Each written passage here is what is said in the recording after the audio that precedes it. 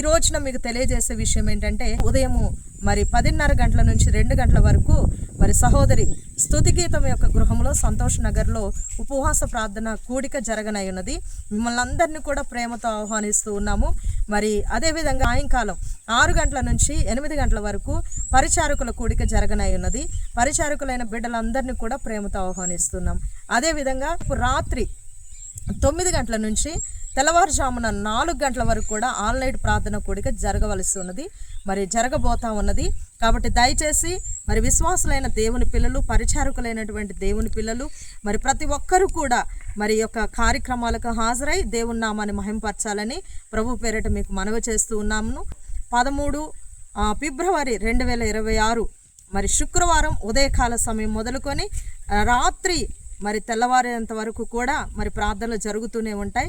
దయచేసి మిమ్మల్ని అందరినీ ప్రేమతో ఆహ్వానిస్తున్నాం. ఎందుకంటే ఉపవాస ప్రార్థన వలన ఎన్నో గొప్ప కార్యాలు జరుగుతాయి. యేసుప్రభు దగ్గరకు ఒక తండ్రి వచ్చి అడుగుతాడు, మరి నా యొక్క కుమారుల్లో ఉన్నటువంటి దెయ్యం నుండి వెళ్ళగొట్టమని శిష్యులను అడిగినప్పుడు వారు వెళ్ళగొట్టలేకపోయారు అని అడుగుతాడు.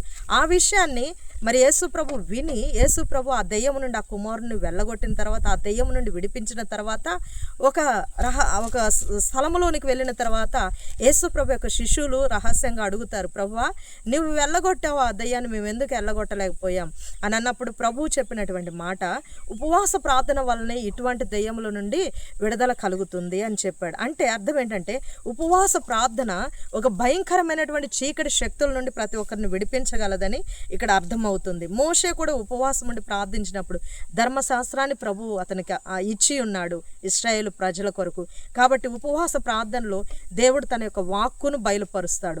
ఉపవాస ప్రార్థన యెహెజ్కేలు చేశాడు తన ప్రజల కొరకు, వారిని రక్షించడం కొరకు. అంటే ఉపవాస ప్రార్థన ద్వారా మన ఎదుట ఉన్నటువంటి ప్రజలు, మన ఇంటి వారు, మనకు మరి అన్ని జనులైనటువంటి వారు రక్షణ పొందడానికి అవకాశం కలుగుతుంది. ఉపవాస ప్రార్థన ద్వారా చాలా లాభాలు ఉన్నాయి. కాబట్టి ఉపవాస ప్రార్థన చేయటం ద్వారా మనము కూడా బలపరచబడతాం, మన ఆధ్యాత్మిక జీవితం బలపరచబడుతుంది.